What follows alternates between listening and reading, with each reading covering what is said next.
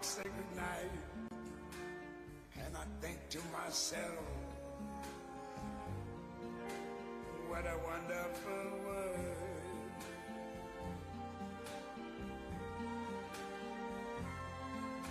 The colors of the rainbow, so pretty in the sky, are also on the faces of people going by. I see friends shaking hands, saying, how do you do? They're really saying, I love you. I hear babies cry, I watch them grow. They learn much more than I never knew. And I think to myself, what a wonderful world.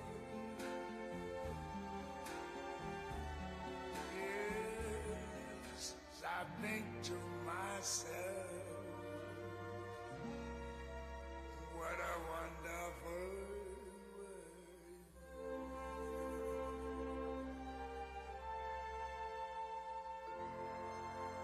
Ooh, yeah.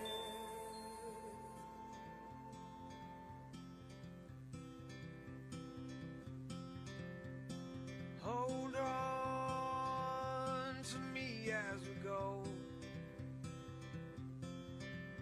as we roll down this unfamiliar road. And although this wave is stringing us along, just know you're not alone. 'Cause I'm gonna make this place your home.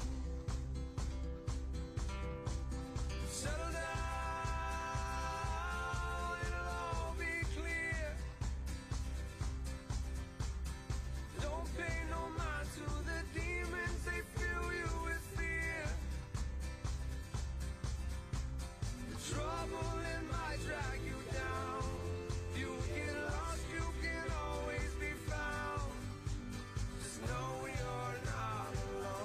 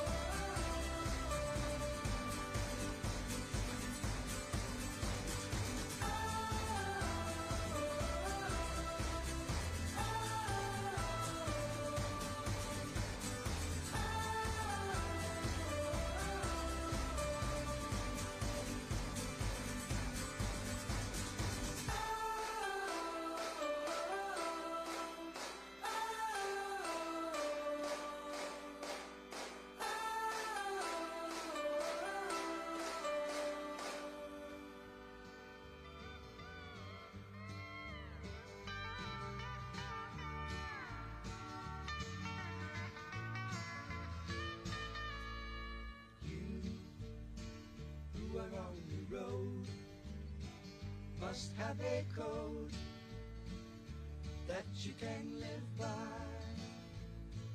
and so become yourself, because the past is just a goodbye.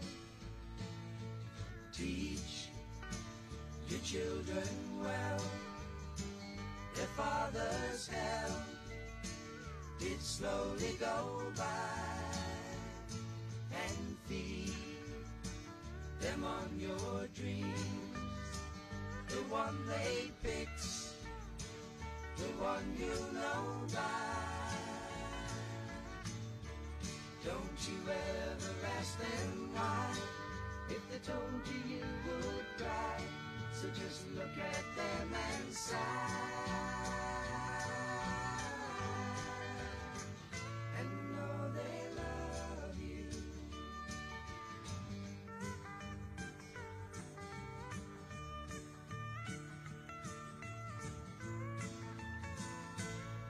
And you of tender years can't know the fears that your elders grew by, and so please help them with your youth.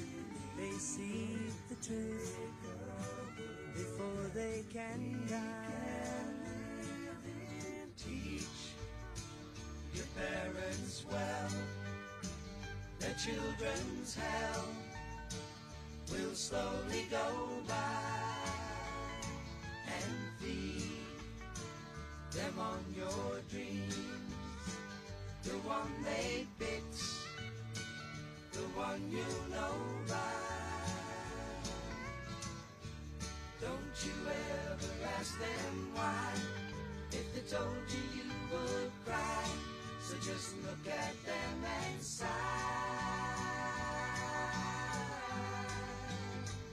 and know they love you.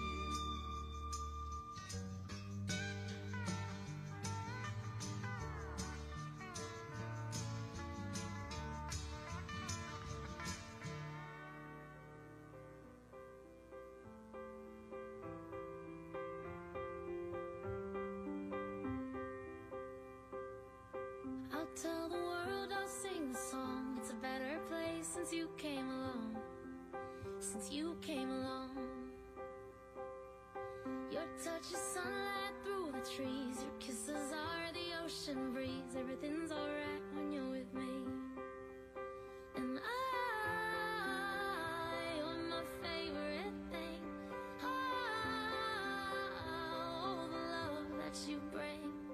Well, it feels like I've opened my eyes again, and the colors are golden and bright again. There's a song in my heart, I feel like I belong. It's a better place since you came along.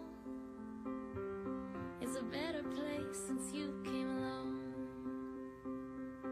I see the whole world in your eyes. It's like I've known you all my life. We just feel so right. So I pour my heart into your hands. It's like you really understand. You love the way I am. And you're my favorite thing. Oh, the happiness you bring. Well, it feels like I've opened my eyes again, and the colors are golden and bright again, and the sun paints the skies and the wind sings her song. It's a better place since you came along. It's a better place since you came along.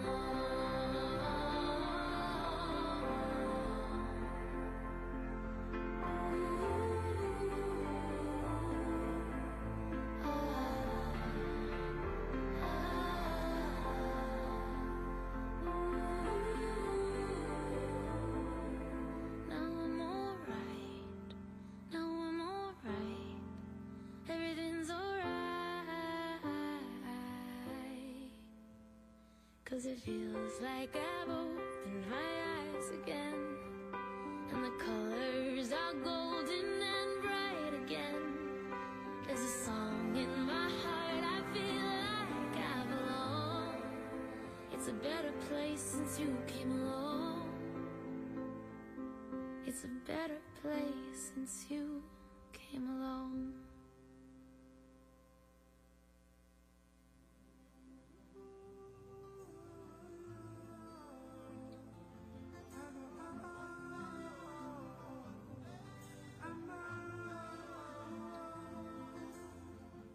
Sometimes I lay under the moon, I thank God I'm breathing, and I pray, don't take me soon, 'cause I am here for a reason. Sometimes in my tears I drown, but I never let it get me down.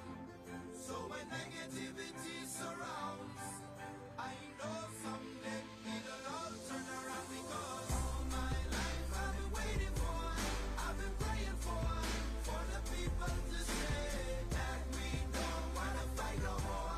There'll be no more wars, and our children will play. One day, one day, one day.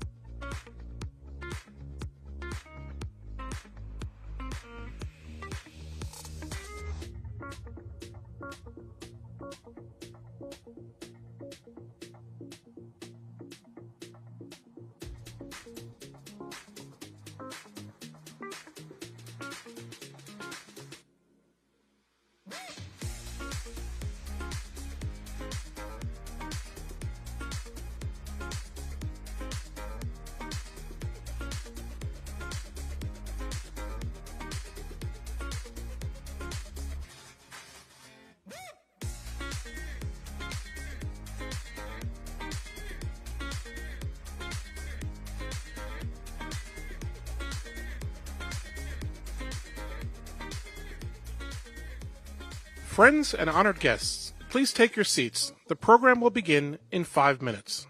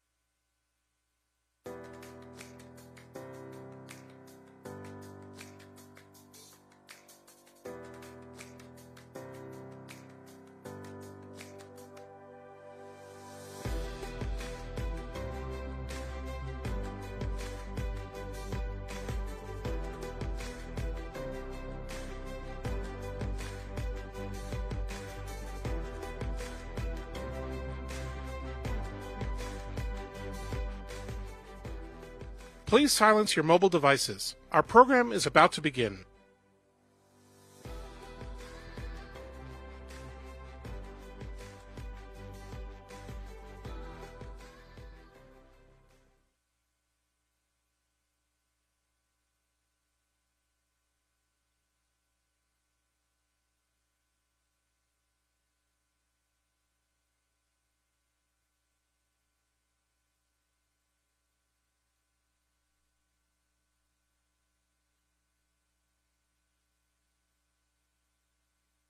Please silence your mobile devices. Our program is about to begin.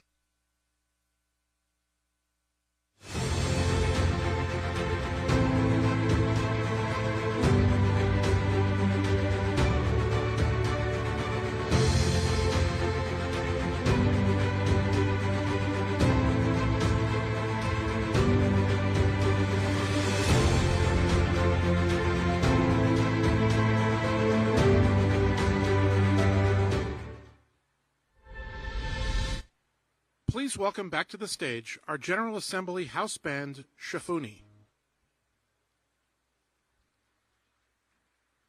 Hello, everybody.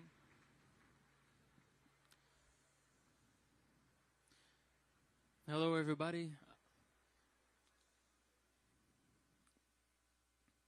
I'm Daniel Weiss from Kibbutz Be'eri. On October 7th, me and my brothers, my parents, have been in the kibbutz. And while the Hamas attack, we've been there for hours, evacuated at night, late at night. At morning, we have lost the connection with our parents and woke up next morning not knowing nothing about our parents. A week after, they told us that our mother is kidnapped and our father is murdered. And a month after, we do the Shloshim ceremony of our father, Shmulik Weiss. And at the same day, military forces came to our place and told us that they found our mother body, Judith Weiss, on Gaza. And when we started to think what to do in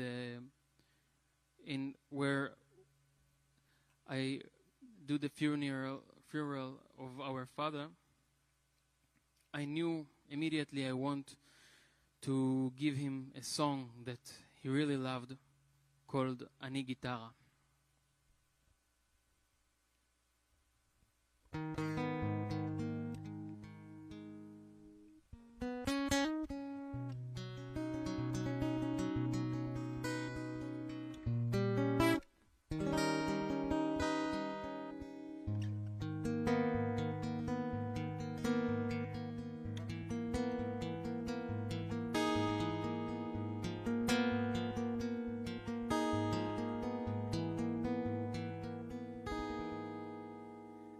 גיטרה, הרוח מנגן עליי בחילופי עונות.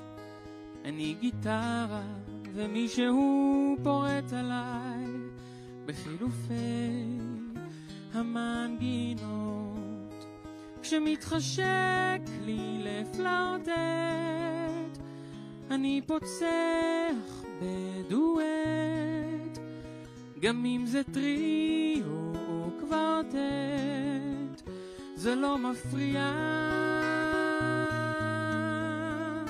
על משבצות אדום לבן, אשכול בשל על השולחן, ואגסים דמויי סזן, וגם סנגריה.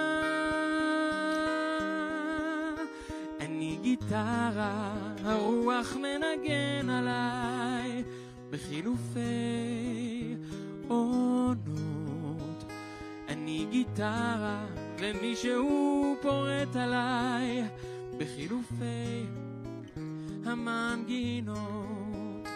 אני סימן, אני עדות לידידות ולבדידות, וגם במשעולי ילדות אצעד לבטח, הרפתקאות צועניות, במטוסים, באוניות, בטעויות צבעוניות, על כל השטח. אני גיטרה, הרוח מנגן עליי בחילופי עונות. אני גיטרה ומישהו פורט עליי בחילופי המנגינות. מה שנוגע לבנות, יש הסכמים, יש הבנות, ואין לי טענות, גם לא היו לי, לא התיישתי מעמי,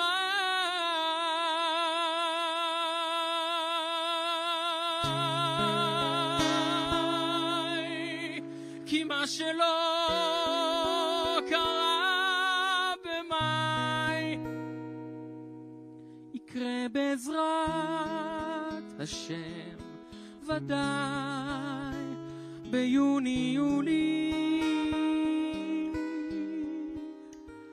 אני גיטרה, הייתי פעם עץ אולי, ובתיבת התהודה אני זוכר את כל מי שניגן עליי, ואני אומר, אבא, אמא, תודה.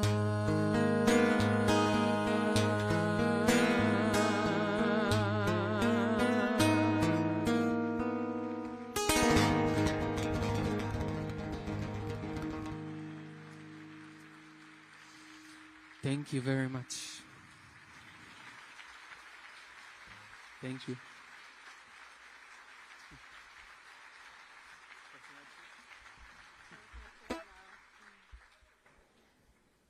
Hi everyone, we're N Border, previously known as Shufuni Band. We're from Gaza Envelope, and we're going to perform another song for you, which is a prayer called Shir LaMa'alot. You're very, very welcome to join us. We want to dedicate it as a prayer for protection for our soldiers and protectors, and for the hostages to get back home safely now, and for this war to be over, and for our hearts to heal.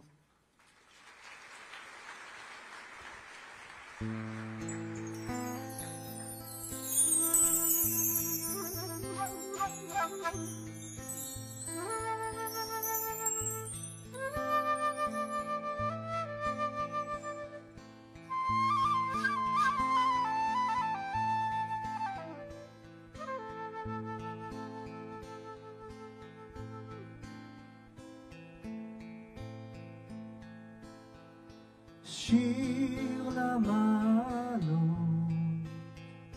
אשא עיניי אל ההרים, מאין יבוא עזרי. עזרי מעם השם, עושה שמיים וארץ, אל יתן לעמוד רגליך, אל ינום שומרך. הנה לא ינום ולא ישן, שומר ישראל. השם שומרך, השם צילך, על יד ימינך. יומם השמש השמש לא יקקה וירח בלילה, השם ישמורך מכל רע, ישמור את נפשך, השם ישמור צאתך ובואך מעתה ועד עולם, מעתה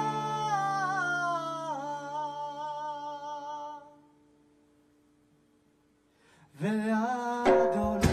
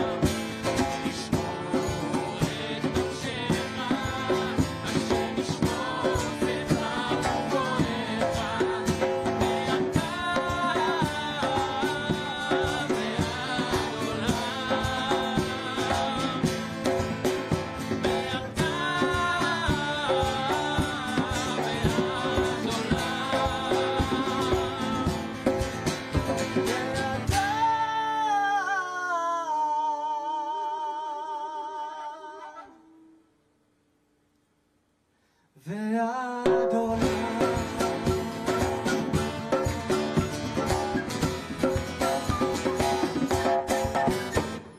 Thank you. Thank you so much.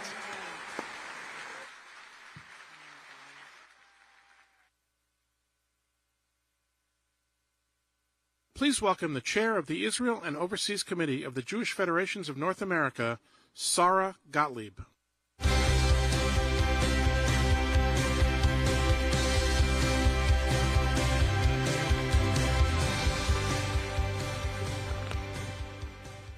On October 7th, 2023, we witnessed unimaginable acts of terror that left deep trauma on the Israeli people. The magnitude and character of the attacks were unlike anything we could have thought possible. Amidst the horror, the Federation system articulated an unprecedented, resounding Hineni, here we are.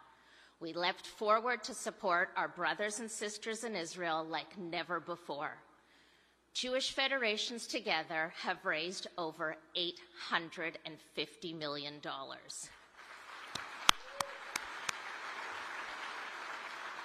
This almost miraculous achievement is due to the hard work, dedication, and Ahavat Yisrael, the love of the Jewish people, of thousands upon thousands of people here today at the General Assembly and at home in our communities. We should also be proud of the care, thoughtfulness, and strategic approach to allocating funds to provide the greatest help to the Israelis in need. I'm a marathon runner in my spare time, and this campaign has been much more of a marathon than a sprint. That's because the scale of suffering and trauma that was caused by Hamas on October 7th and the needs of the Israeli people have been so enormous. From the beginning, we have allocated funds across four main pillars: Lifeline services to ensure access to essentials like food, clothing, and housing; medical and trauma relief by equipping hospitals, training caregivers, and setting up hotlines for those in need. Economic relief through an emergency loan fund, providing hundreds of millions of dollars to help small and medium businesses stay afloat, and community resilience and rebuilding efforts to support tens of thousands of displaced people, especially in the North, in returning home and restoring their communities when it's safe. It's difficult to convey how much we have accomplished this year to save lives and helped Israelis. Above all, we have demonstrated the strength of the enduring relationship between North American Jews and Israel. In this profoundly challenging time for the Jewish people, our leadership and contributions have created a lasting impact. Thank you from the bottom of my heart for all that you have done, and in advance for all that you will continue to do as these crises continue. Together, we have affirmed loudly and clearly that the North American Jewish community will always be here for our brothers and sisters in Israel, as our parents and grandparents were as well, and as our children and grandchildren will be. This work would not be possible without our historic partners, the Jewish Agency for Israel and the American Jewish Joint Distribution Committee, who have been on the ground in Israel for many decades, powered by Jewish Federation's annual campaigns. In a moment, I will turn the stage over to our partners at the Jewish Agency for Israel to help bring us a little bit closer to their incredible work. But first, it is my pleasure and privilege to welcome great Israeli leaders who are dedicated to helping the people of Israel and to strengthening the bonds between Israel and the North American Jewish community. Please join me in welcoming the First Lady of Israel, Michal Herzog,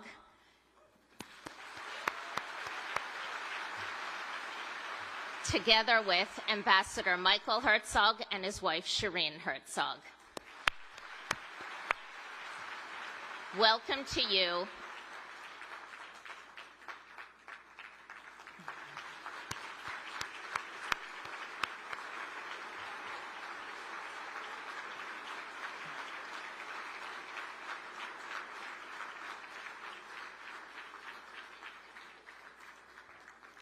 Welcome to you, and thank you so much for being here.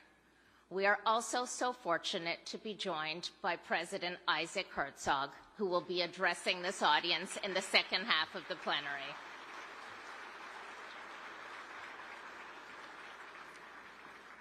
And now I will invite the immediate past chair of Jewish Federations of North America and chairman of the Board of Governors of the Jewish Agency for Israel, Mark Wilf.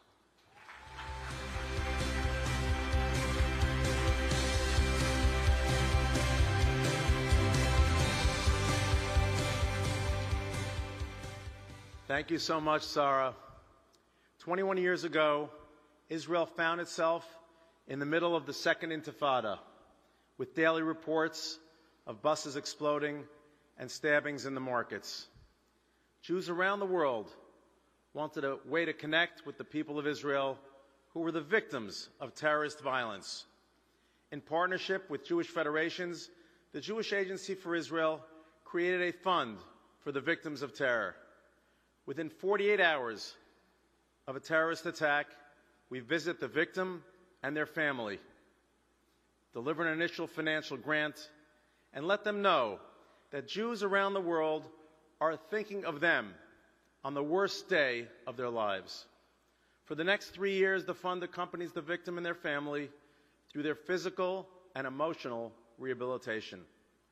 I have personally had the honor of delivering many of these grants to the victims and their families, and I've been able to witness firsthand the impact this care has on their lives. Each and every time they look at me and tell me how much it means to them that the global Jewish community is with them during their time of great need. Your leadership and generosity makes this life-changing work possible and has impacted thousands of lives since October 7th. One of those lives is a young woman from Kfar Aza. Please meet Irene.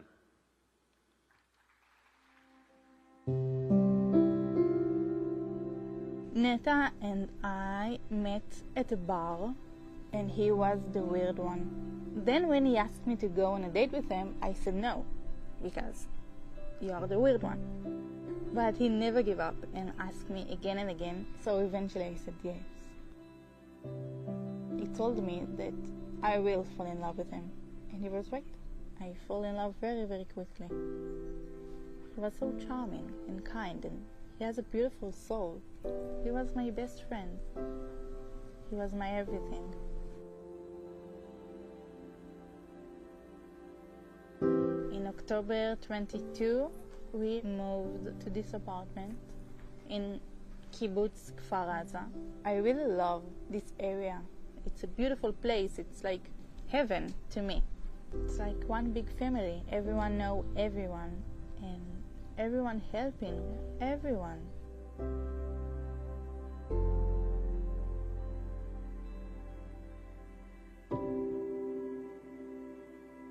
We get up at 6:30 in the morning from the alarm. They tell us that rockets are coming. Our safe room is our bedroom, so we just stay in bed. But then we start hearing gunshot and yelling in Arabic. And Kfar Aza is close to Gaza. We're only 3 miles away, but we don't hear Arabic. At 11:30 we start hearing the terrorists come closer and closer.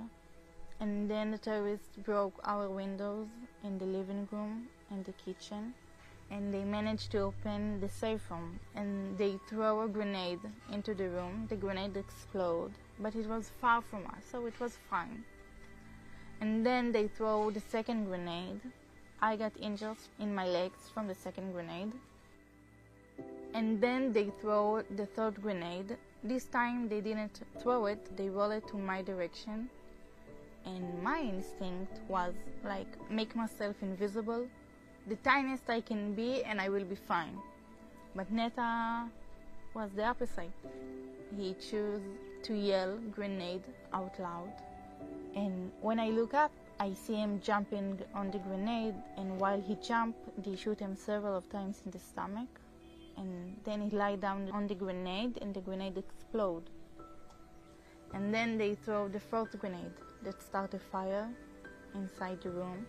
And I couldn't breathe because of the smoke, so I put a shirt on my nose and wait. And eventually they left.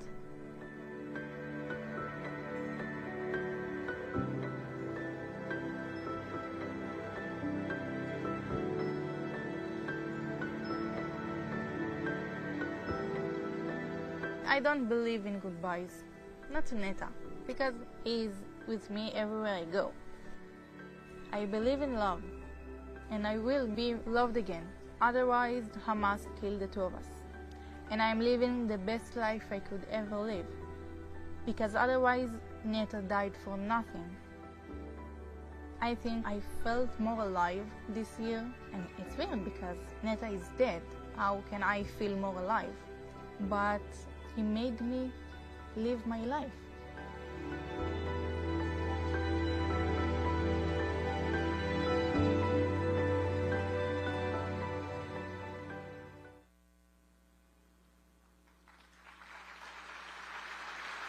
Thank you.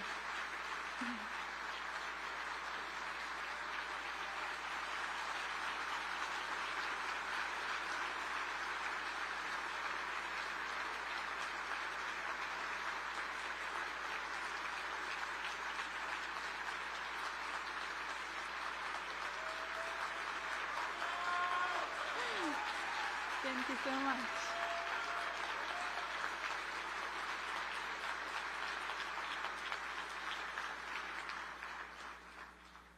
My life.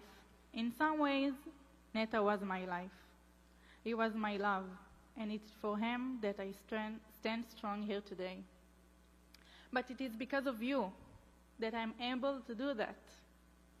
In those first days and weeks of shock and grief, when the world seems to crumble around me, I had no idea that there was an entire community across the ocean working together, mobilizing, and raising the money to support me and so many others in a way we couldn't even imagine. Within the first day or two, I had people coming to me to offer support that you made possible. The Jewish Agency Fund for the Victims of Terror was just one of the ways that your generosity offered a lifeline. Financial support, yes, but also so much more. Therapy to help me process the trauma, a shoulder to cry and lean on, a comfort of knowing that I wasn't alone, that I would never be alone. Yeah. Your support didn't just help me survive, it helped me take the first steps toward living again. We are here because terror does not discriminate. It can strike everywhere, anytime, shadowing life in an instant. But we are also here because we refuse to be defined by fear. Yeah. We will rebuild our communities. We will support those who have suffered, and we will live again, with courage and determination. My scars are a constant reminder of the grenade that exploded in the safe room, a reminder of the day my life forever changed. But they are also a symbol of my survival and my refusal to let the terror win. I stand before you as a testament to the power of your leadership. Your generosity and compassion have made a profound difference in my life and in the life of tens of thousands of Israelis affected by October 7th attack. It helps us find courage, hope in our despair, and community. It helped me live, and for that, I am forever grateful. Thank you.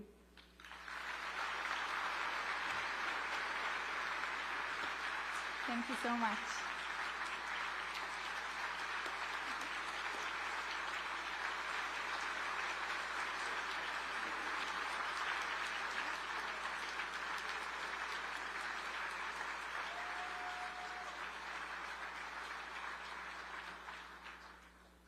Wow.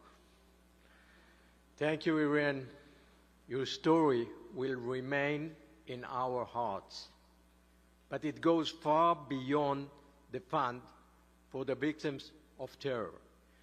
Since the 7th of October 2023, the Jewish Agency has worked with you and Jews around the world to strengthen Israel. Together, we have raised 10,000 business owners to stay afloat through direct grants.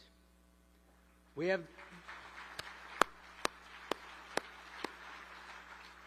delivered 33,000 food packages to over 7,100 elderly residents in Amigur housing. And with Jewish passion and involvement stronger than ever before, there have been a record 33,000 people who have made Aliyah in this last year through your gift. You have been there for them too.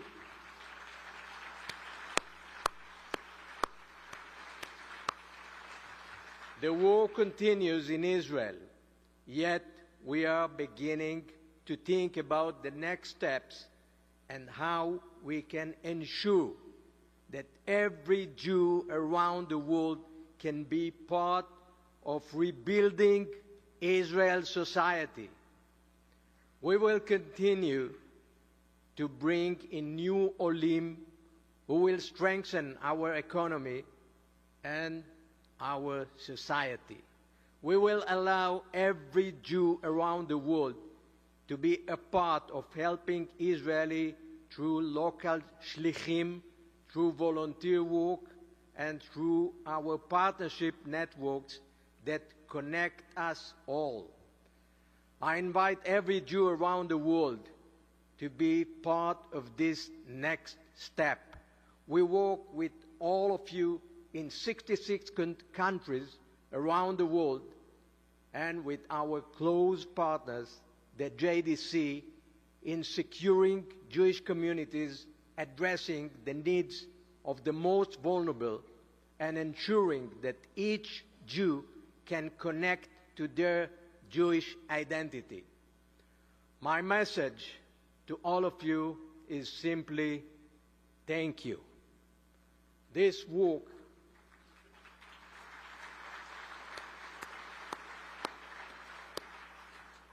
This work cannot be done alone. No one person and no one organization can do it by themselves. It takes all of us. Thank you for your support. Thank you so much. We love you.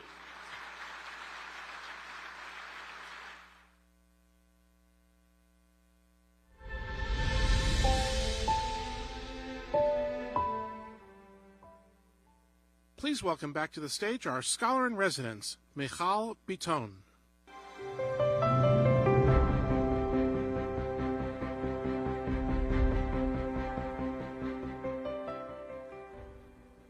When I moved to this country from South America at age 12, there was a lot to learn.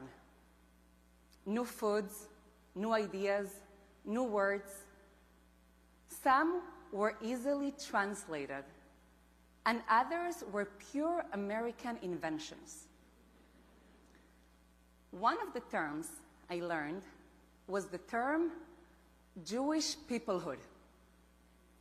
Now let me ask you, how do you translate Jewish peoplehood into another language, into Hebrew or Spanish or French? Anybody? If you don't have an answer, it's because there isn't one. Jewish peoplehood is an American invention.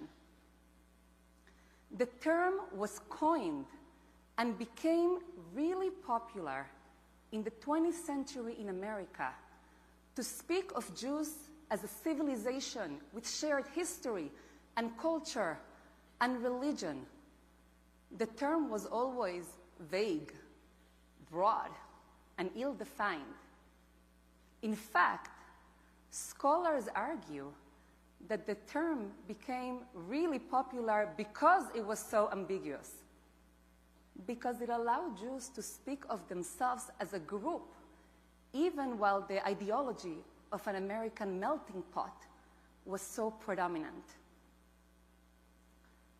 But October 7th and the anti-Semitism we have seen since demands from us that we make sure we know what we mean when we say Jewish peoplehood. So I want to offer one word, one Hebrew word that I believe gets to the heart and the essence of Jewish peoplehood. Mishpacha, family. Or as I've learned to say in Ashkenazi American Hebrew, mishpacha. Okay? I did it right? Mishpacha. Still working on it. What does it mean that Jewish peoplehood is mishpacha?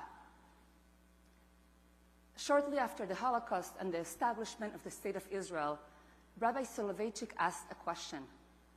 Are we still a Jewish people? With all of our dispersion, our diversity, Reform, Orthodox, Conservative, Sephardic, Ashkenazi, religious, secular, can we still say that we are one people? To answer this, Rabbi Soloveitchik returned to an old Talmudic question. The rabbis asked, what if a man with two heads, walks into the Bet Midrash, the house of study? Is it one man or two men? One person or two? Do they receive one portion of inheritance or two? For the lawyers in the room, should they file taxes once or twice? To answer this question, Rabbi Soloveitchik said, we can do a test.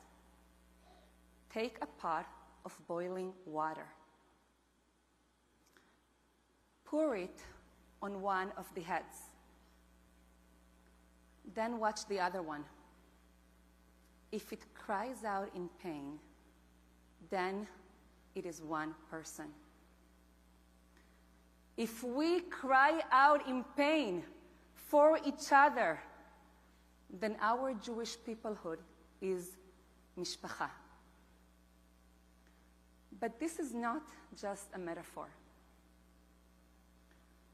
On the morning of October 7th, a man called Elchanan Kalmanson woke up to the horrific news coming out of southern Israel. He called up his brother Menachem, his nephew Itiel, and they drove from their home in their West Bank settlement of Otniel over 60 miles to Kibbutz Be'eri. Under fire from Hamas, they went from house to house and rescued family after family from brutal death. But some families did not want to open their doors of their safe rooms. They were afraid this was a trap. So Elchanan tried doing different things to convince them he was there to save them. He sang Simchat Torah songs. Not everyone knew them. So then Elchanan cried out ancient and sacred words that have been woven into the fabric of Jewish life throughout our history. Shema Israel, Adonai Eloheinu, Adonai Echad. Hear, O Israel, the Lord is our God, the Lord is one. When families heard these words, they opened their doors and they were saved. Tragically, Elchanan was killed, but not before he helped save 100 precious lives from Kibbutz Be'eri. I want you to think about that moment. A religious Zionist man on one side of the door, secular kibbutznikim on the other. They did not worship the same way. They did not vote the same way. They did not live the same way. But in that moment, they remembered the essence of what it means to be a Jew. And they recognized each other as brothers and sisters, as mishpacha. They did so using the very same words that our ancestor Jacob used on his deathbed to remind his children that despite all their disagreements and divisions, at the end of the day, they are brothers. The pain that we've experienced as a people on October 7th has reminded all of us that we are mishpacha. That is why we feel the pain of Jews we have never met from Amsterdam to Paris. That is why so many of you in this room have moved heavens and earth to help Israeli Jews thousands of miles away. That is why our hearts break, our voices cry out, and we will not stop advocating for our hostages who are still held in brutal captivity by Hamas.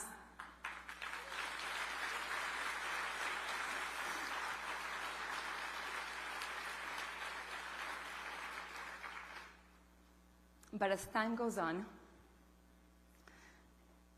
we might be at risk of reverting back to that vague, ambiguous Jewish peoplehood. So it is up to us, over 2,000 of us from diverse backgrounds in this room, it is up to us to make sure that we remain committed to a vision of Jewish peoplehood as mishpacha. Let me tell you, we can have a broad and inclusive Jewish community filled with diversity and disagreements. We are so good at disagreements. Filled with diversity and disagreements, a broad and inclusive Jewish community without giving up on our solidarity and commitment to our mishpacha. Because Jewish peoplehood, mishpacha, it is the secret to our eternal survival. It is the foundation for Israel's existence today and its future tomorrow.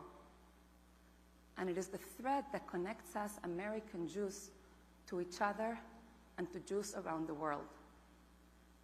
let us, each of us, recommit today to make sure that we continue to be guided by this vision of mishpacha and breathe new life, breathe new spirit into the soul of our mishpacha here in this country, across our communities and around the world. Thank you.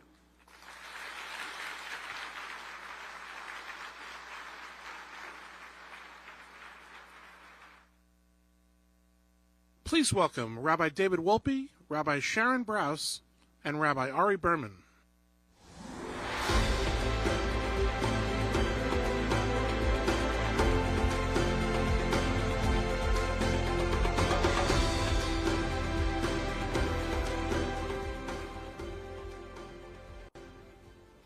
This past week, we read about the beginnings of our people with Abraham, and according to the rabbis, Abraham saw the world as a palace that was doleket. And doleket can mean full of light or full of fire. It can be a world of pain or a world of beauty. And we've invited a couple of rabbis here today to talk about a year of pain and also a year of hope, a year of anguish and enchantment. And each of us are going to speak about a couple of moments that we have experienced this year that have enabled us to feel both of those emotions poignantly and unexpectedly in this most unexpected and painful of years. For me, at least in part, it was being at Harvard all year, which was already painful without any explanation required, and seeing the encampments and seeing a place of higher education turn into a place of vituperation and hatred. But it wasn't the most memorable part of the year. The most memorable part of the year was when I traveled with Julie Platt and other members of the Federation to Israel, met with hostage families, heard the daughter of Ron Benjamin talk about how every time she put food in her mouth, she couldn't eat because she didn't know if her father had food. When she got cold, she couldn't put a blanket on herself because she didn't know if her father was warm. And then on a subsequent trip, sitting next to a friend of mine whose son was serving in Gaza, and he told me that many of his friends have a sign on their door, and the sign says, "Do not knock," because they know what a knock means. It comes from the army, and it's about your child.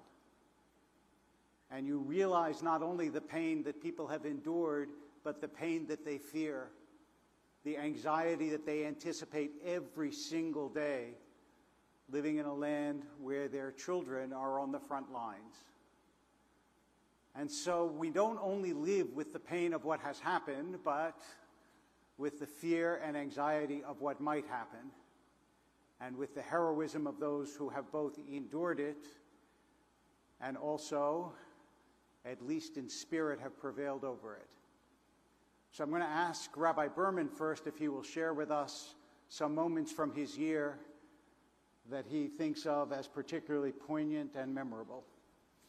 Thank you so much, David. It's an honor to be here with you, to be with Sharon, and this august meeting of the leadership of the American Jewish community. It's my distinct honor and to be in the presence of the co-chair of this General Assembly, a Yeshiva University alumnus, Gary Turgo, the past president, one of our trustees, Mark Wolf, who just spoke, and of course our dear friend, Julie Platt, and to be together with partners, truly the leaders who have showed us the way this year. You know, if you ask about the most poignant moment, there's no doubt for me, the most poignant one was on October 7th, and I was in Jerusalem on October 7th with hearing the air raid sirens, and I was standing with my son, who was at the time a senior at Hebrew University in computer science, but he's also a reservist in a combat unit in Givati. And he was told to go get his phone, and he saw that he was called up to service. And I had to send my son off to war. not knowing what will happen to my son. He has been serving in the IDF for over 200 days. He's currently standing on the border of Gaza, and I ask you all to please include him, Yehuda, in your prayers, along with all of our soldiers who are in service of our people.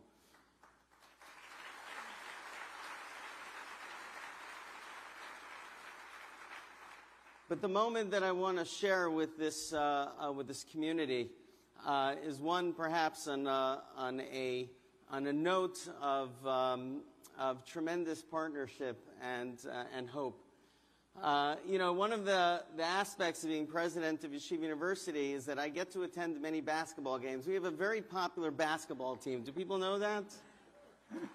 Very popular basketball team. Like, I thought I was coming to Yeshiva University. It'd be great academics, they're professionals, they're business, they're rabbis, they're educators. But we have an amazing basketball team, the Yeshiva University Maccabees. They won 50 games in a row at one point, and were ranked #1 in the country in Division III. #1 in the country. Now, we sing Hatikva before every game along with the Star Spangled Banner, and over this past year, they've been wearing the hostage faces on their warm-up jerseys. We are out in the world as proud Zionists and proud Jews. That is who they are.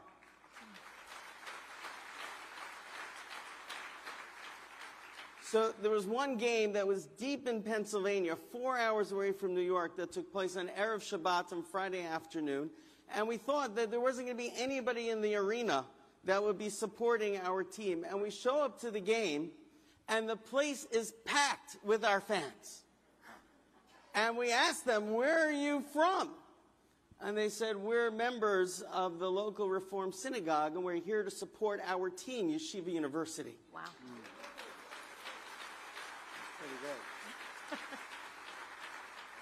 good. And that's when our players realized that we are not playing for a school. We're playing for a people.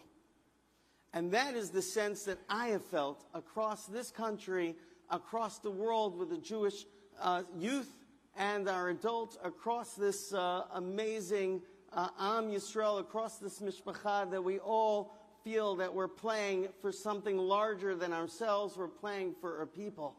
And we are not defined and being cornered by hate, but we are defined because we support each other with love, with a shared mission and a shared purpose. And that's been my experience that's been defining this year.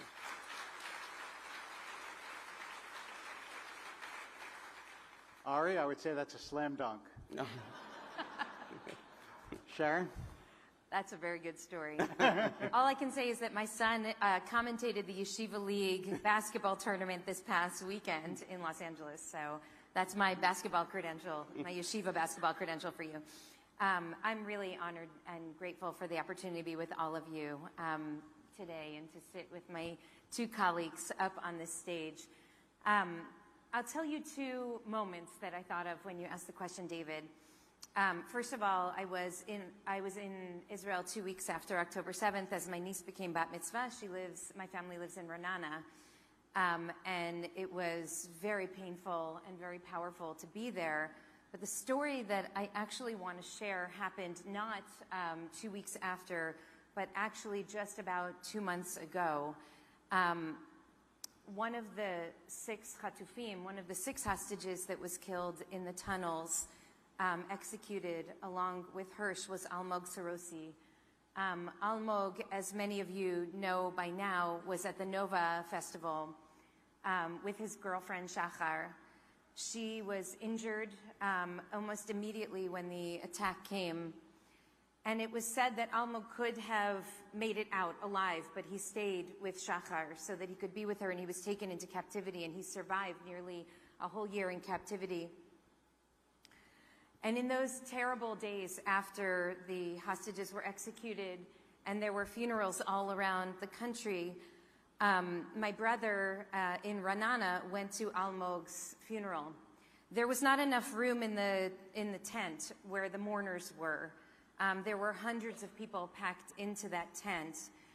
But at some point, the mourners in the tent said the words, Yitkadal v'yikadash Shemei Rabbah. And the people who were around them in the tent said, Amen. And then the people who were standing the whole next block away outside of the tent heard the first Amen, and they said, Amen. And then the block behind them heard that Amen, and they said Amen. And my brother, who was about 2.5 or 3 blocks away, just heard this rolling Amen, and he and his family just closed their eyes and said Amen with all their hearts and soul. And when he shared this story with me, when he got home that night, we talked about the incredible power, what it means to be part of a family and part of a people that can show up for each other, strangers like family, as Michal just said, and with our own very presence, hold each other in moments of greatest sorrow and grief. And I share that story because that's what happened in my own community in Los Angeles over the course of the past year.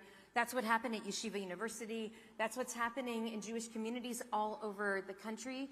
People brought their broken hearts and sang together and prayed together and held each other.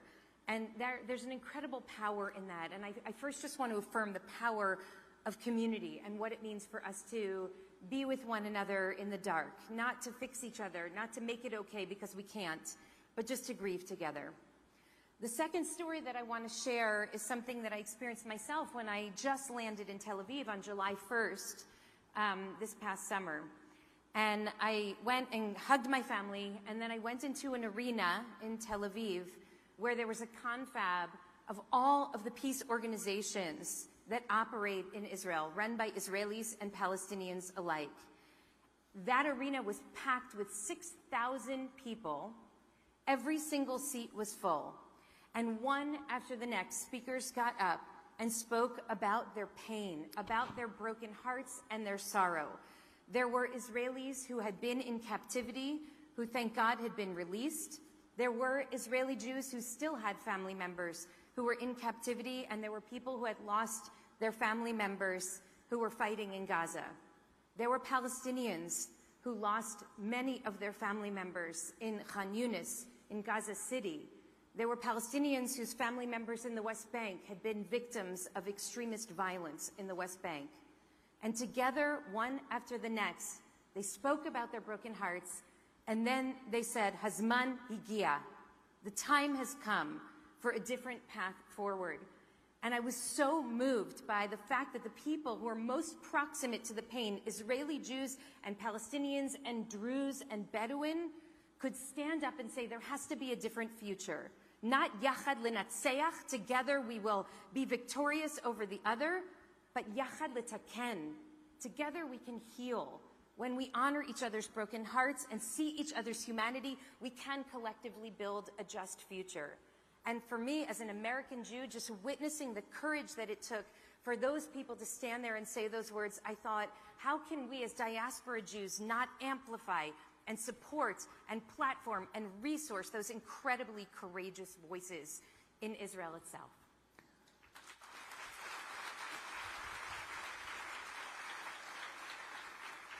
So this is a beautiful lead-in to something that I want to ask you both, which is, we're American rabbis.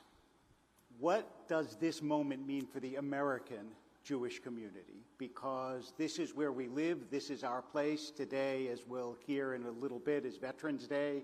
It's a very American day. So what do we have to say about our own community and the way in which it confronts October 7th? Well, I think that there are 3 points that I would discuss briefly. One is that there's a great renaissance that's taking place right now. The Jewish soul has been awakened. And we have seen the Jewish people return to their tradition in the most powerful ways. Now, we've seen this at Yeshiva University, where we're bursting at the seams with Jewish students, not just from the day school system, but from the broader community who are seeking a nourishing education that helps them understand their values and their core. And that is, but really all across the community. We're seeing people return to Torah, people return to Jewish tradition to find meaning in their faith. There's a Jewish renaissance that is happening right now. The second is that we have a universal mission. that our goal isn't just for our people.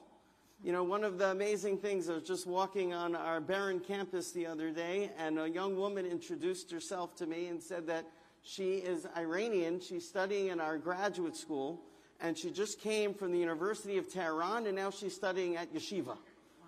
And she's studying biotech. Is this an exchange program, Tehran? It might be a one-way exchange program. But what's incredible is how many people, I was just walking around our halls, we have students from Zimbabwe and India and China and Burma, and we don't hide who we are.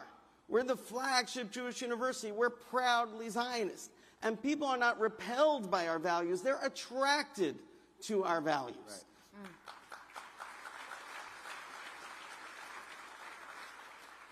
And that if you lean into faith and you lean into our tradition, that doesn't make you then insular, just the opposite. It gives you the roots in order to be forward and to shine and to bloom where everyone prospers. And the third point is that our pattern of Jewish history is that from great destruction comes opportunity. The rabbis teach that the seeds of the redemption are planted in times of darkness. And we have not seen such brutality like October 7th. We have not seen a tidal wave of anti-Semitism triggered throughout the world since the Holocaust. But we've also not seen such historic opportunity, I would argue, forever. That there's an enormous moment right now with the Jewish Renaissance, with the possibility of spreading our values not just through our people but to the world, and with the disruption that creates enormous opportunity. My question for the American Jewish community is, does our dreams match this opportunity? Are we aspiring high enough? In 1981, Rabbi Norman Lamb sat here, my predecessor's predecessor, at the General Assembly celebrating the 50th anniversary of the General Assembly. I think he said at the time that they raised $1 billion on the 50th year. And he said that the question that I have, he said, was where will we be in 50 years? Will there be another General Assembly in 50 years? Will we do the Jewish education to educate our children and our grandchildren? And now I am sitting here at, I think, like the 94th General Assembly, knowing that there will be a 100th Assembly, and saying this enormous success of the American Jewish community in education. And we should be proud of that, and we should recognize that and affirm that. And understand that our goal, though, isn't just continuity. Our goal is destiny.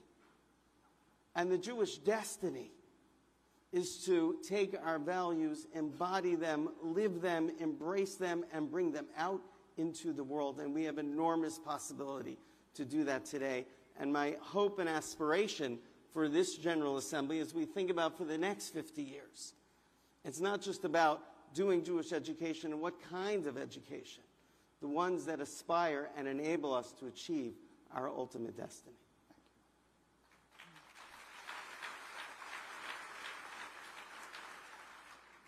I really agree with you that our goal as a people cannot just be to survive. We will survive this. We're survivors. We've survived terrible, terrible chapters in history. The question is, who will we be on the other side of this? And I really believe that this is a critical moment for our Jewish community to get very clear about who we are, about how seriously we take our own Torah, that every single human is created b'tselem Elohim, not just Jews, but every single human. How seriously we take Jewish history and what it means to have been the stranger for thousands of years, the oppressed, the persecuted, the beleaguered, the ones that nobody fought for. And can we put together our Torah and our history and articulate a set of core values that help us lead with our humanity, that help that light shine in a way that not only shines on our own people, but actually on all people. I was so moved this past year to read Rabbi Shai Held's new book. Many of you read it, I'm sure. Judaism is about love.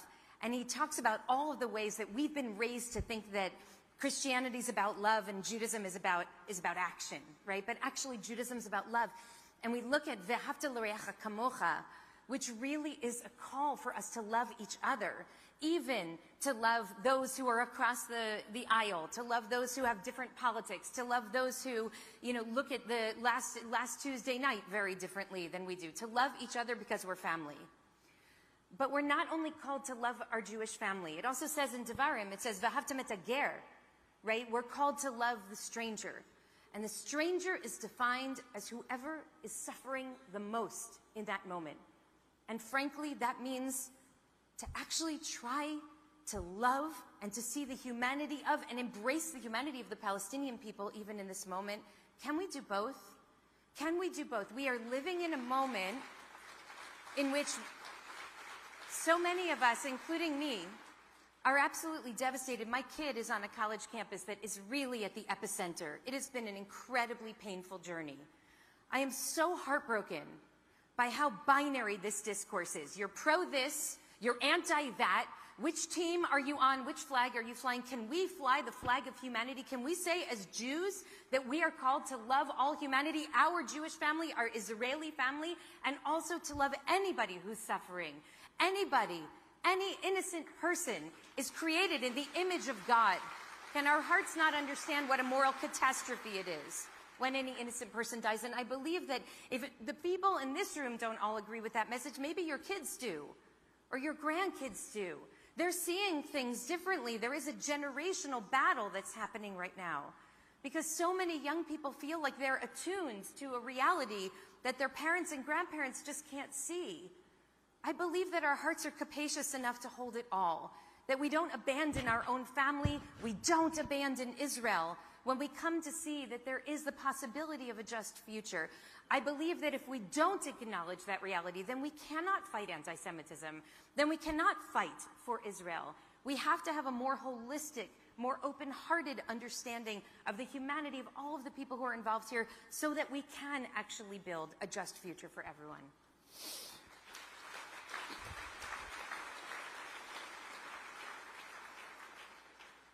My own experience has been actually that the two beautiful testimonies that you just heard are really one. Because when you speak Jewish, you speak to the world. When the United Nations, which is in theory the most universal institution in the world, wants to express itself, what does it put on the front of the building? Lo yisa goy el goy cherev, lo yilmedu od milchama. It speaks in a Hebrew accent, which is what the poet Heine said, that freedom speaks in a Hebrew accent. When I grew up in Philadelphia and you would visit the Liberty Bell, there was a verse from Leviticus on the Liberty Bell, proclaim liberty throughout the land. And Cynthia Ozick has a beautiful metaphor for this. She says, look at the shofar. It has a narrow end and a broad end. If you start off blowing in the broad end, you get nothing. But if you start off blowing in the narrow end, you get a sound that everyone can hear. And it is certainly true that the values of the Torah should be universal values. It is also true that for the American Jewish community, we are in a struggle that is, for most of us, somewhat new. I remember on October 8th, when I went to Harvard Hillel to be with the students, and I was approached by a woman who had been a soldier with the IDF before she came to Harvard, and she said to me, I'm scared to go back to my dorm. And she showed me the messages on the Slack channel that she had received that were terrifying. And I realized that it was a different moment from other moments we had known.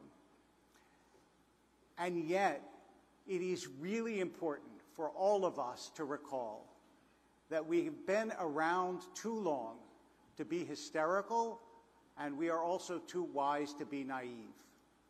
This is not a new battle, but there are also elements of it that are new.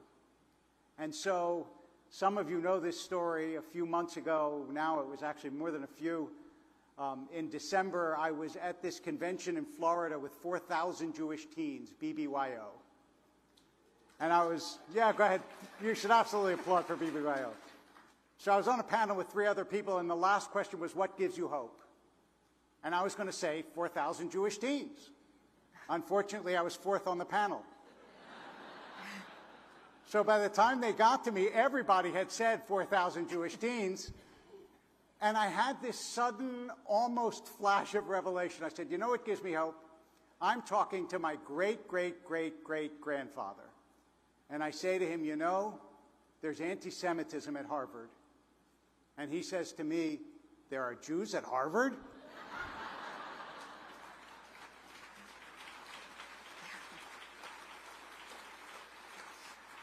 And I say, yeah, but they hate Israel. And he goes, there's an Israel? And I realized that our historical situation enables what we are saying.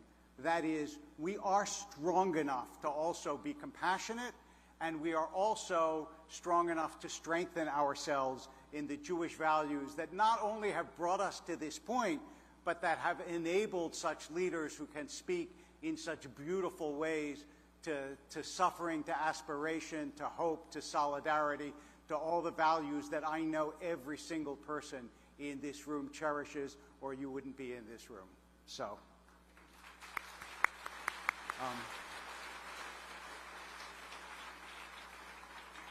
I got some pretty firm marching orders, so we need a closing message from each of you there's no way to sum up all of this, but these are, in all sorts of different ways, the leaders and those who care most about the Jewish future in our country. So what have you to say to them? Is it okay, Sharon, if I start with you? Yeah, I mean, I'm going to share with you a very short story, which is we took a trip with our community IKAR to Central Europe a couple of summers ago, and we visited Kosice, which is a town in Slovakia, because one of the people who organized it from our community, her family was from Kosice. And there used to be 12,000 Jews in Kosice. It was 1 in 5 people in the town. It was a very Jewish town. Almost all of them were murdered in Auschwitz. When they rounded up the Jews, they brought them into the big synagogue in the center of town, and they stayed there for many, many days while they awaited deportation. And since almost everybody was killed, the synagogue essentially sat like it was the day the last Jew was dragged out of there for 60 years. Until one day, someone went in and started to clean it up and think that they maybe would do a little bit of renovation. And when they did, they actually started to pull some of these wooden pews off the walls. When they pulled the wooden pews off the walls, they saw behind the wall a miracle. They saw behind the pew on the wall these pencil scrawlings where the Jews who had been forced to wait in that place for days, knowing that they were likely heading to their death, scrawled saying, "It is 1944. We don't know where they are taking us. We need you to know that we were here."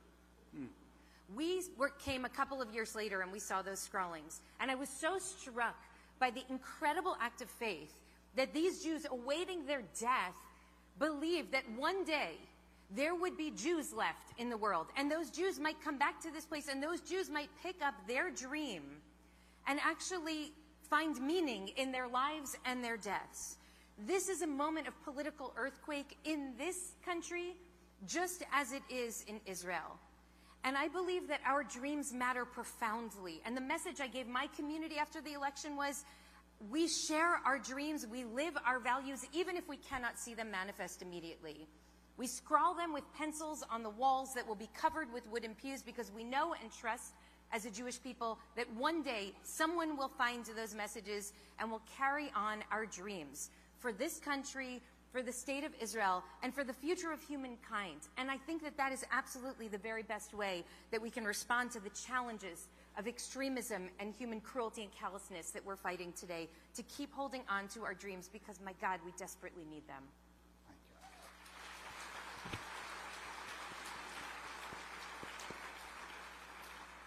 I feel blessed to be in your presences, to be here at this assembly.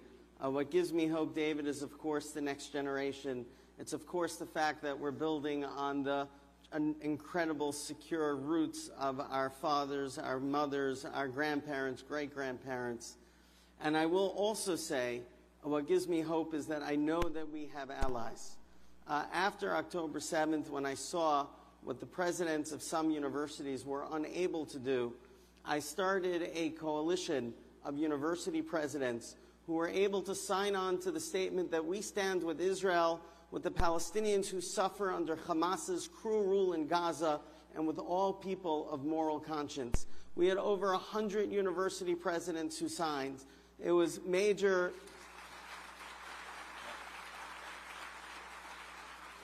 public and private universities, faith-based universities, and historically black colleges and universities.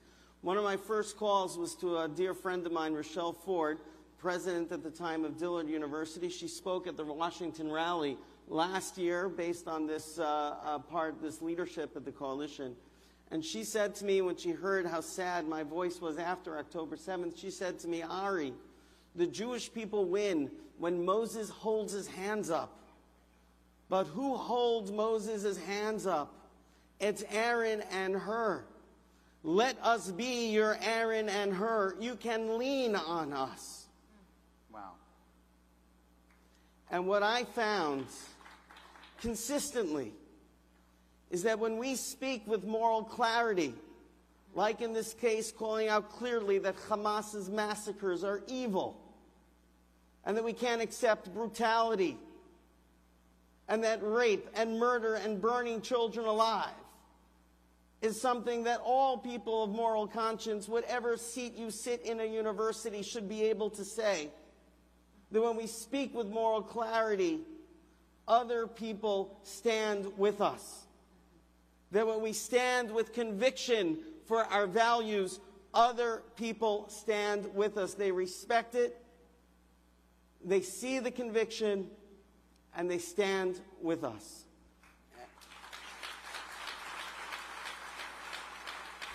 There is enormous opportunity today, enormous.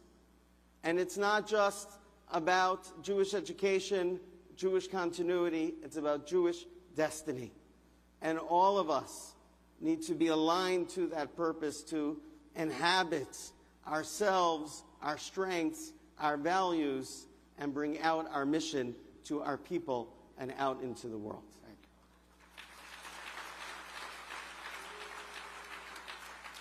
So I want to close by telling you a story that I tell now at every opportunity, because I think in some ways it is the story of the Jewish people, and it's a very old one. You know, we don't talk about the afterlife as much as some other traditions, although there is more talk about the afterlife than most Jews think. But there is a very good old word for hell in the Jewish tradition, and that word is Gehenna. What you might not know is that Gehenna is a real place. There is a valley outside the walls of Jerusalem called the Valley of Hinnom. And there, a little more than 50 years ago, some Israeli archaeologists were excavating in the Valley of Hinnom in Gehenna.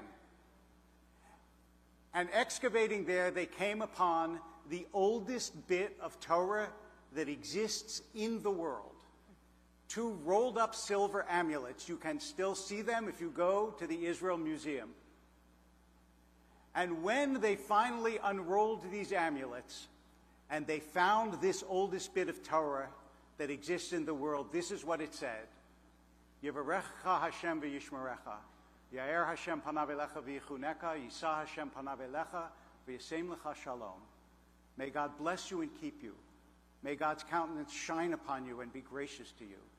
May God be with you and give you peace. What that means is the oldest bit of Torah, more than 600 years older than the Dead Sea Scrolls, that we have in this world from the destruction of the first temple out of the midst of destruction, is a blessing of peace that was snatched from hell. That's who we are. That's what we have done again and again and again in our history.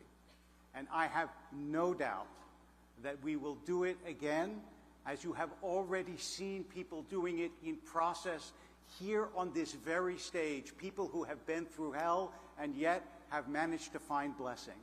As long as we continue to be true to that legacy, to that tradition, to that Torah, as long as we continue to produce leaders like these rabbis, we will, in fact, bring the world a blessing of peace. Thank you.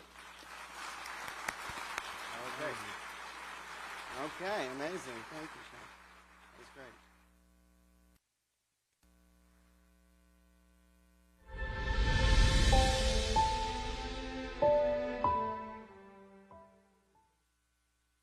please welcome to the stage the co-chair of the Israel Emergency Allocations Committee and the chair of the Professional Talent Committee at the Jewish Federations of North America, Jeff Schoenfeld.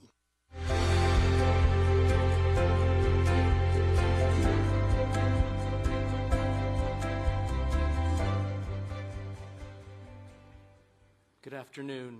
It is an immense privilege for me to introduce a great friend of our North American community, the President of the State of Israel, Isaac Herzog. Not yet. Just a moment. But your instincts were right. President Herzog has exemplified extraordinary strength, compassion, and leadership on behalf of Israel and the entire global Jewish community since the events of October 7th. Since that tragic day, President Herzog and First Lady Michal Herzog have been a constant presence, working tirelessly to support victims, families, and communities devastated by the atrocities. I recently heard him say that they have met with over 1,000 bereaved families, along with those wounded on that day and since, offering words of solace and support and ensuring that they know they are not alone in their grief and that both Israel and diaspora communities stand firmly with them.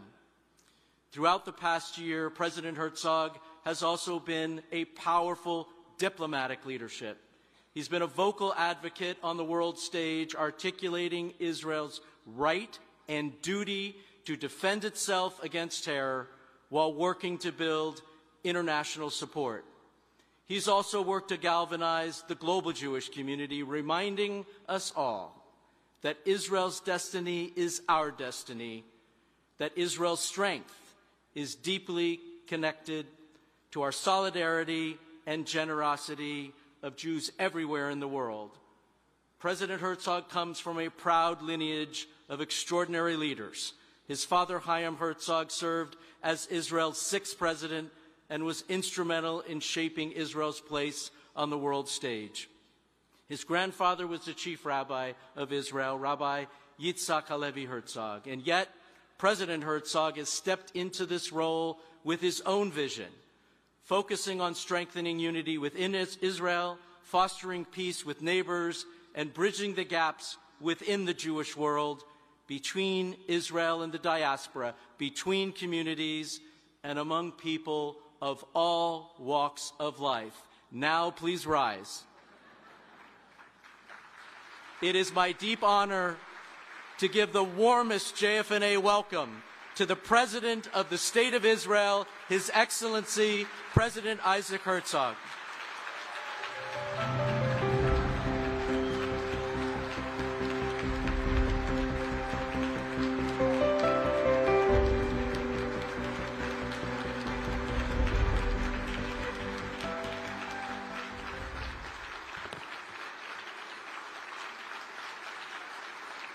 Thank you. Toda Rabba. Thank you, dear brothers and sisters.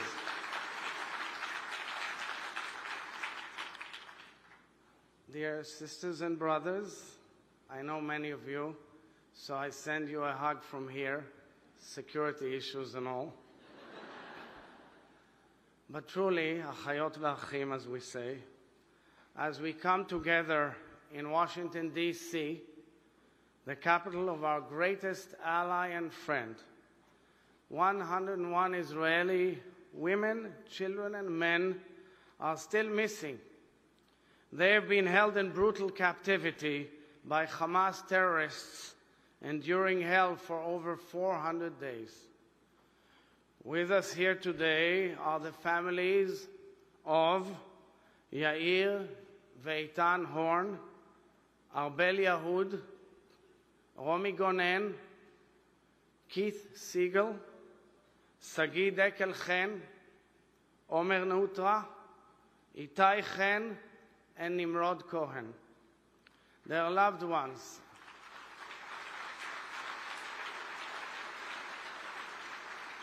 Their loved ones, our loved ones, have been held hostage for over a year.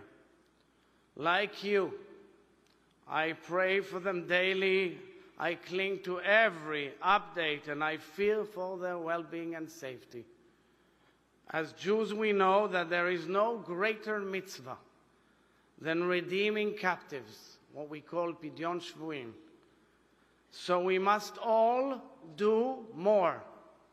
We must use every tool at our disposal and every platform within reach to bring them back home, every single one.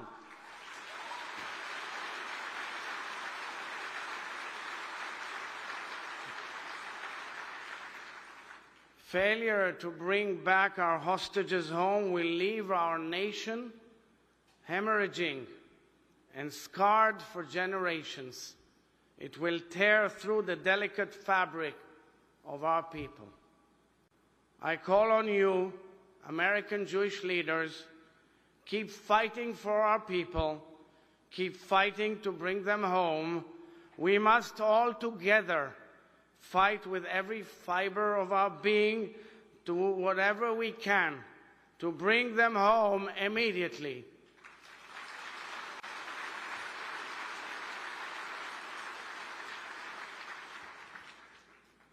I know we all share deep love and concern for our brave IDF soldiers, our Chayalim.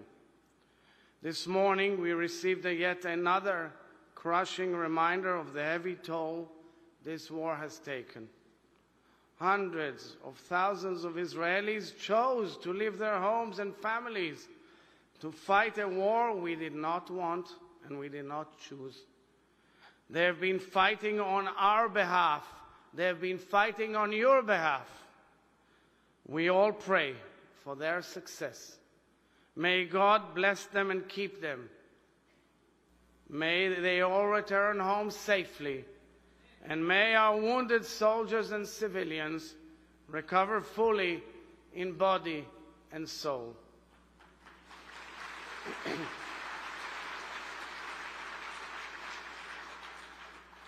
Dear friends, as President of the State of Israel, I congratulate President-elect Donald Trump, a champion of peace and cooperation and a great friend of Israel. In our conversation just a few days ago, following his election, we spoke of the urgent need to bring our hostages back home. President Trump reiterated his love for Israel. I thanked him for his friendship and wished him every success in leading Israel and the Middle East towards a future of security and prosperity. I take this opportunity to express gratitude and admiration to the 46th President of the United States, my dear friend Joe Biden, for his lifetime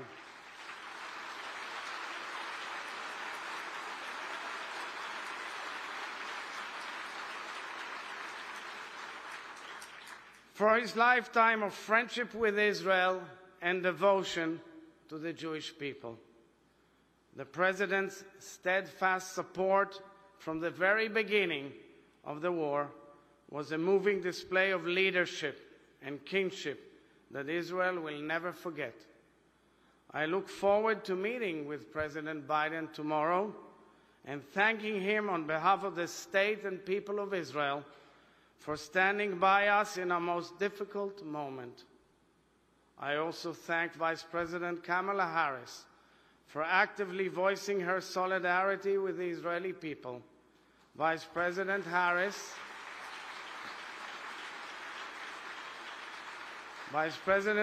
and I have known each other for a number of years. We spoke regularly throughout the war, and I'm grateful for her important voice and our close friendship. Dear friends, I will skip to the end and say, there is hope. Lo avda tikvatenu. But a year ago, hope seemed to be slipping away. On the evening of last year's Simchat Torah, October 6, 2023, many of us danced and rejoiced with the Torah scrolls that have infused our lives with meaning. The next morning, October 7th, we were awakened by sirens and cries for help. The world we knew had shattered. The scope of horror and devastation challenged realities we trusted and raised questions we never imagined our generation would face. In essence, this past year, I saw my people facing a choice. And I saw my people, the people of Israel, choosing life.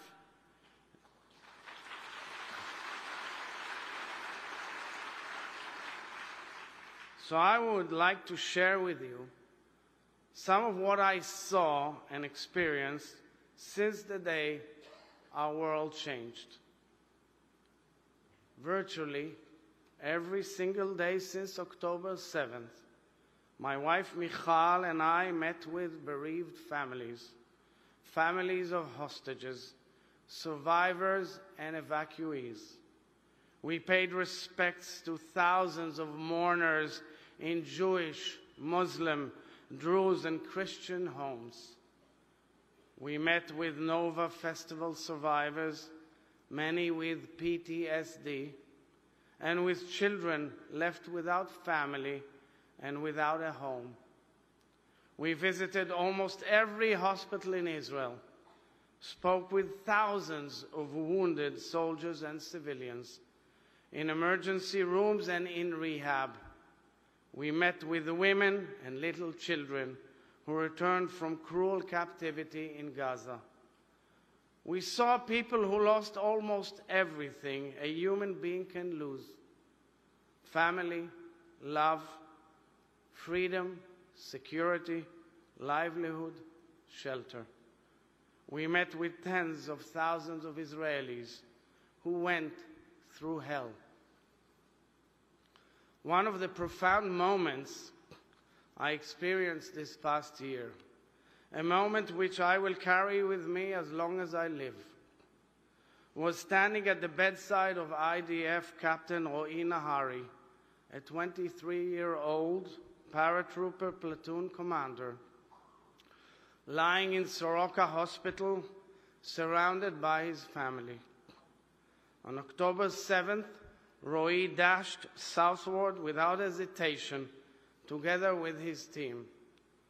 They saved countless lives in a courageous battle in Kibbutz Kfar Aza, until Ro'i was fatally wounded. As their son took his final breaths, Ro'i's parents asked Michal and me to come into their hospital room to be with their family in their most sacred, intimate moment, their moment of parting from their beloved Ro'i. We saw a mother and a father, Iris and Ronen, standing heartbroken, yet upright. We saw siblings lifting their eyes with tears and pride. We saw Ro'i's twin brother, Bar, also an officer in the paratrooper, lying on him, holding him, weeping uncontrollably, unwilling to part.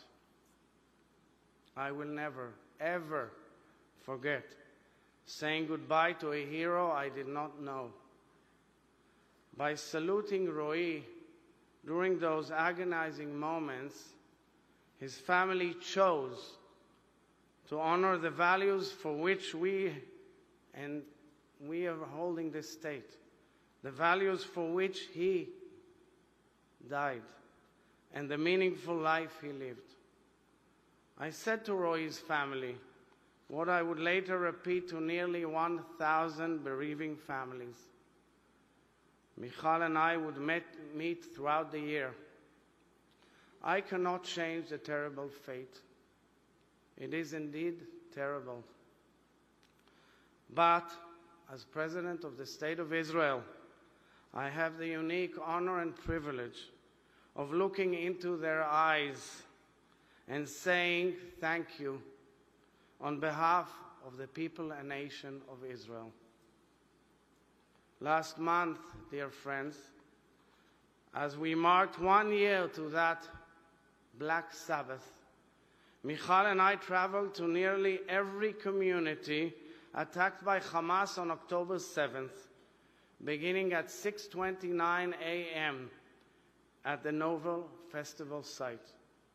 At every stop of the 3-day journey of remembrance and reflection, we lit a Yortzeit candle, laid a wreath, and prayed for the hostages' return. In each of these encounters, with warriors on the front line and warriors on the home front, we were welcomed with broken hearts and the mighty spirit of Israel. We saw communities literally rise from the ashes, choosing life and beginning to rebuild.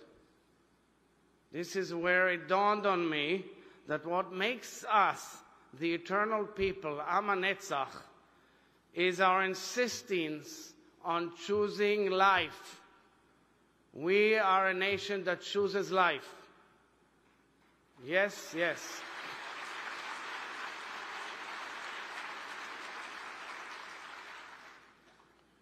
Dear friends, the American Jewish community also made a choice. You chose to mobilize for Israel like a family, with no ifs and buts, instantaneously, no questions asked. You, Federation members and leaders from all across America, chose to come to Israel, to pay Shiva calls, to provide funding, to volunteer. You chose to demonstrate solidarity and bear witness. You chose to show up for us when we needed you most. The warmth and the affection and love expressed by World Jewry gave the Israeli people a lifeline and strength to persevere. This was our finest hour, and this was also your finest hour. We are now seeing the needs in Israel growing, spreading from south to north. Over the past few months, Israel's northern border has been under constant attack, with rockets targeting millions of Israeli citizens, killing civilians and foreign nationals, forcing hundreds of thousands from their homes. Over the past 24 hours, hundreds of rockets were fired from Lebanon into Israel. And yet, while still under fire, we are beginning to rebuild, because we are choosing to ensure the safe return home of our citizens up north and down south. Yes, thank you. The challenges are great, and the needs will be substantial.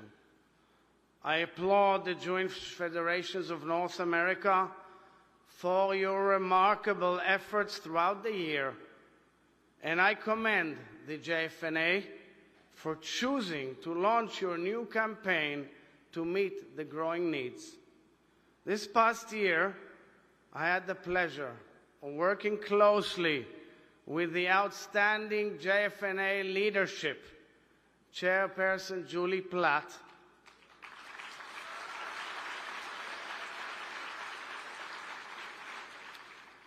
JFNA President Eric Fingerhut, campaign co-chairs Steve Hoffman and Jeff Schoenfeld, and head of your Israeli office, Becky Caspi, and her team. Along with many, many distinguished board members and federation presidents, who all demonstrated Jewish public service at its best. You truly made a difference. I thank you all for leading this magnificent, historic operation, and I cherish the trust and the friendship which we share. Dear friends and dear family, the global Jewish community faces considerable challenges. The terrifying scenes from Amsterdam just a few days ago, in which Israelis and Jews ran for their lives in the heart of a European city, invoked dark images we declared never to see again. The civilized world cannot tolerate a mob seeking out Jews, and we will not allow this to be normalized.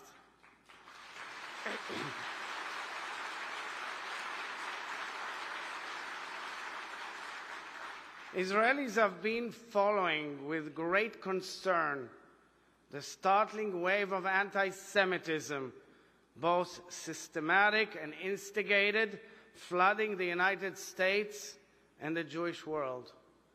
We see the widespread hatred and the infectious ignorance and our hearts ache. The well-being of Jews in the United States, in Europe, and all around the world is intrinsic to who I am as a Jew and as an Israeli. And speaking here as the head of state of the only nation state of the Jewish people, it is clear this is a struggle which we share and a challenge we face together. Thank you. I am deeply invested in this urgent battle, and I applaud each of you for choosing to be at the forefront, working with Jewish organizations all over the world and communities to safeguard the Jewish people. Much of the anti-Semitism which we are seeing is an evolution of the age-old hatred of Jews.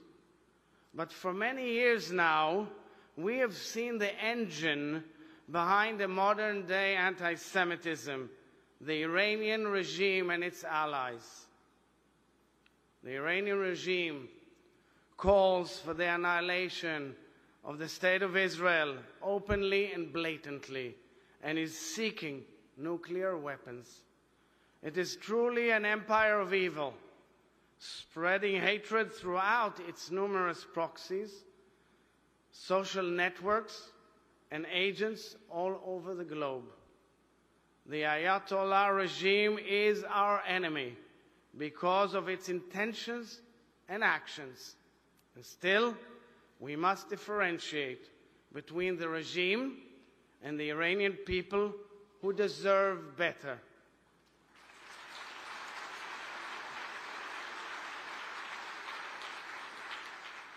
It is clear to me that most Iranians seek the same peace and freedom to which we aspire. I call on the Iranian people, who come from a rich tradition of proud heritage and culture, to choose to rise up and change the direction to which their leaders are dragging them.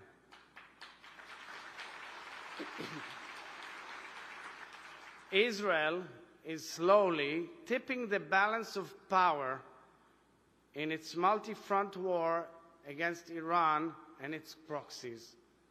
From here in Washington, D.C., I call on the free world to challenge the barbarism with force and conviction, without fear, united with our allies, chief amongst them, the United States of America.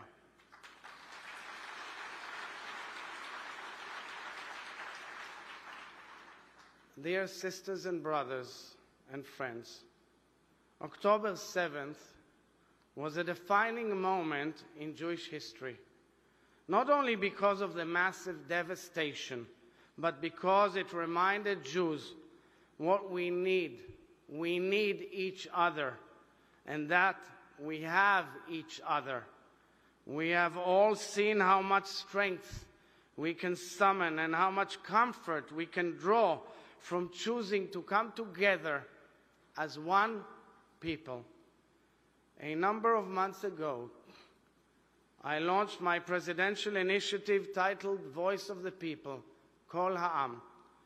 With the combined efforts of our extraordinary partners, Voice of the People will serve as a global Jewish task force offering practical solutions for the matters most concerning the Jewish people.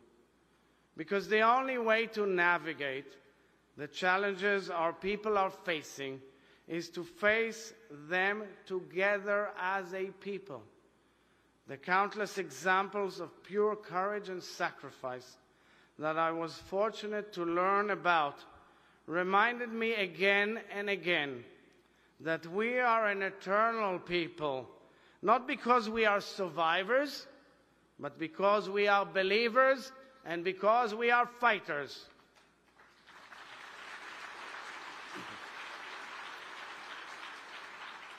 We fight. We fight for our hostages. We fight for our people. We fight for our Jewish values and Jewish identities. We fight for our Jewish souls. We fight for our Jewish communities. We fight for our beloved Jewish democratic state of Israel. We fight for the future of our children.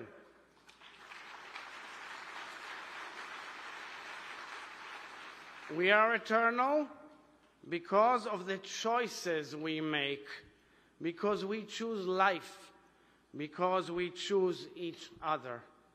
Right now, today, we can choose not to be defined by the tragedy that has struck us, but to define ourselves by the resilience with which we emerge from it. Because if we cry together, rally together, mourn together, we can also choose to rebuild together. We are all stakeholders in the Jewish future, and the choice is ours, only ours. A few months ago, dear friends, I had a long, emotional conversation with a grieving mother. She said that choosing life is very, very difficult for her, because it forces her to face the loss every single day. But I told her that Am Yisrael Chai is not a birthright nor a privilege. It is a duty, and it is a choice that we make every moment of every day. Achiotai ve'echai, my dear sisters and brothers, let us choose to rebuild our eternity together. Lo avda tikvateinu means we did not lose any hope. I say to you, we will not lose any hope, and we shall prevail together. Thank you all. Bless you. Chizku v'imtzu.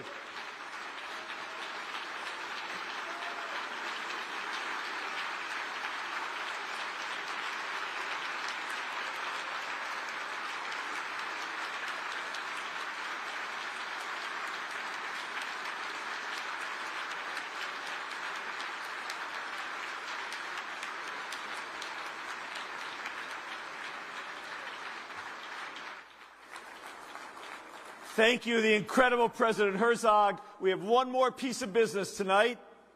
One more piece of business before you leave. Today is November 11th. It is Veterans Day in the United States. So this day was originally known as Armistice Day. And though World War I didn't officially end until months later, the guns of Europe fell silent in 1918 on the 11th hour of the 11th day of the 11th month, November 11th, 1918. And it was on November 11th, 1919, 1 year later, that President Woodrow Wilson declared the first Armistice Day to be observed by parades and public meetings, and a national pause in business at 11 a.m. It wasn't until 1954, after the experience of both World War II and the Korean War, that Congress and the President changed the name to Veterans Day to recognize the veterans of all who had served America in uniform. My father, Samuel Fingerhut, served in World War II, and my father-in-law, Sid Arthur, served in Korea, where he was wounded in action. They're both gone now. My father is buried in the Jewish War Veterans section of the Zion Memorial Cemetery in Cleveland, and Amy's father is buried at Arlington National Cemetery, each of their wives lying beside them now. Their experience of service surely impacts who I am and how I think. But our fathers are but two of the countless millions of American Jews who have proudly worn the uniform of the United States. And so I'm pleased to acknowledge Commander Charles Miller, retired United States Navy officer of the Jewish War Veterans Post 6792. Thank you for your service, sir.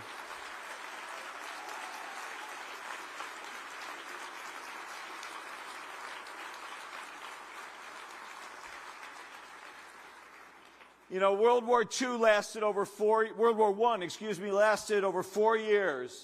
from 1914 to 1918. World War II lasted 6 years, from 1939 to 1945. The Korean War, 3 years, 1950 to 1953. The Vietnam War, depending how you count, lasted nearly 20 years. To my father and my father-in-law and their generation, wars that lasted just 6 days, as Israel's triumph in 67 did, or 19 days, as the Yom Kippur War did in 73, these were the exceptions to wars that were long and grueling. Perhaps this is why we struggle with how best to lead our community at this moment. The war in Israel, as we know,